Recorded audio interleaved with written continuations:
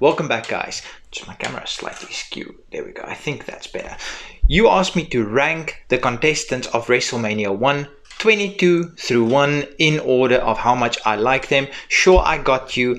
Of course, WrestleMania 1 had 22 competitors. I'm talking about in-ring competitors, not managers, not valets, just the actual matches itself.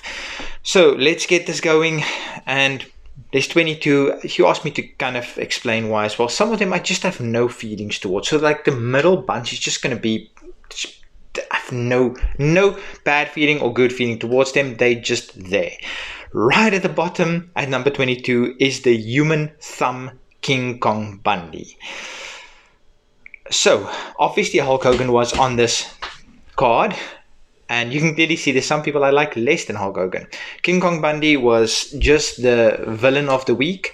Just looked like a human thumb, could barely move, had no real in-ring ability, nothing really to make him stand out except being massive. Next we've got Brutus Beefcake. Brutus the Barber Beefcake, Brutus the Butcher Beefcake, Zodiac, whatever, the man of a million names, Brother Brutai, Hulk Hogan's best friend, Hulk Hogan's coattail rider. If there's one thing I like less than Hogan, it's somebody who's riding his coattails, and that's absolutely what Brutus did. That's why he's there. Then next we've got the man himself, the orange hot dog, Hulk Hogan. Reason he's this low is simply because didn't put young talent over, politician backstage, lies about everything, racist, just couldn't wrestle, except in New Japan he was wrestling, but this is based on WWE, clearly, because this is WrestleMania 1. Couldn't wrestle, could barely move. The ones he did put someone over, which was the Ultimate Warrior, he kicked out at 3.000000001 and went, God, why me? Just no. Next we've got Leilani Kai. Next actually we've got the Executioner.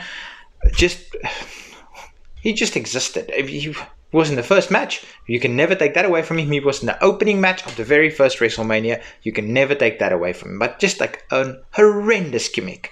Leilani Kai is next. Miles ahead of her time, but there were two women in this card or on this card, and I've got significantly more feelings towards the next one. So Leilani Kai is next. Next is the US Express. It's Barry Windham and Mike Rotunda.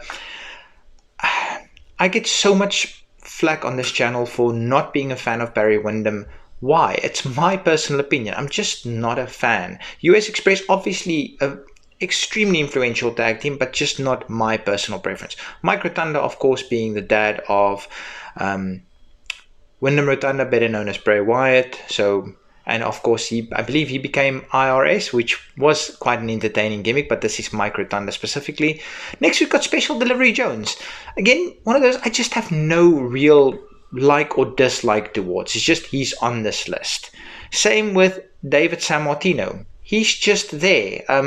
Would he have ever been anywhere near the WrestleMania 1 card if it wasn't for his dad, of course, Bruno Sammartino? I have no idea.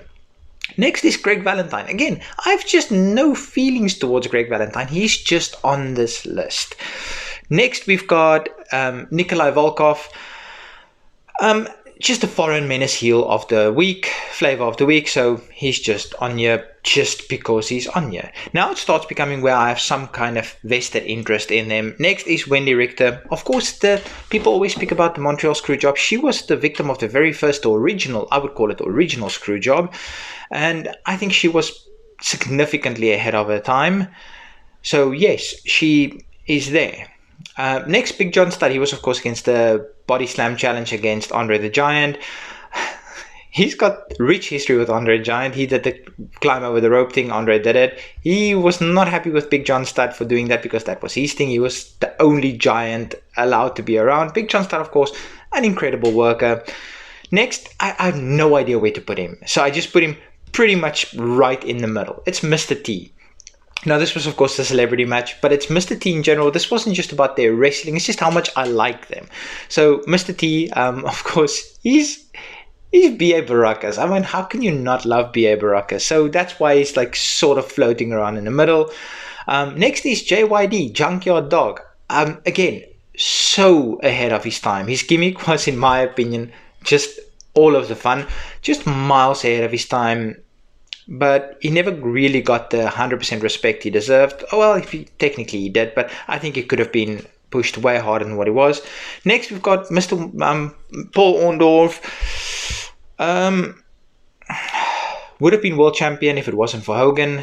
Did you know the fun fact? Of course, WrestleMania 3 was the slammer heard around the world, Hulk Hogan versus Andre the Giant. And if Andre couldn't work because Andre was in severe pain back then, Mr. Wonderful Paul Orndorff, he was waiting backstage to be kind of like a last-minute substitution. I like Paul Orndorff, pretty solid guy. Next, Tito Santana.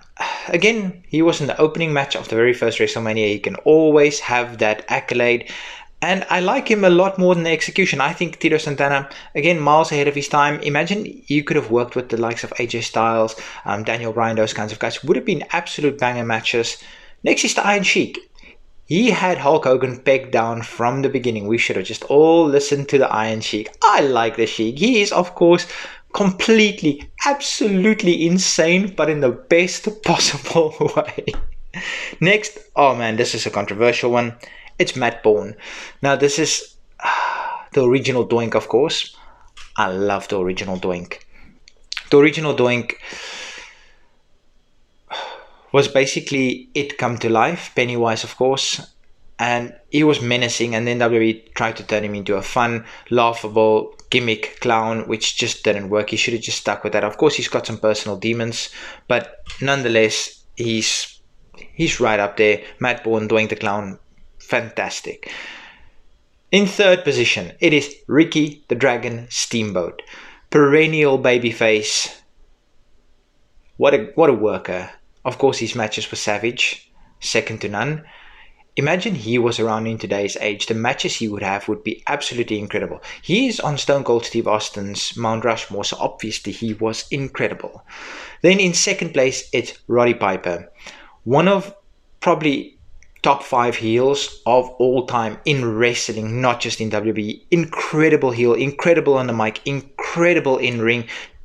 Should have been world champion, but again, there was an orange hot dog in his way, which is just unfortunate. Then Andre the Giant. Now, again, people don't quite understand how good Andre was. They just watch his later WWE matches like WrestleMania 3 from about that point, and he could barely move then because of just mountains of injury because of his sheer size. He needed back surgery, he needed knee surgery, he needed hip surgery, he needed ankle surgery. You know why he wore that singlet instead of his normal trunks? To hide a back brace. You know why he was always holding the ropes in WrestleMania 3? To help him stand. He was in immense pain. But go back and watch Andre's early work. A guy who's, now his size is obviously disputable, but a guy who's probably legitimately 7 foot tall. I mean, I've seen pictures of him, Arnold and Wilt Chamberlain, and he looks like he could be 7 foot tall. Obviously, he was billed as 7'4", and I don't know how tall he really was. According to so some people uncovered his passport, and it said on there 7'2".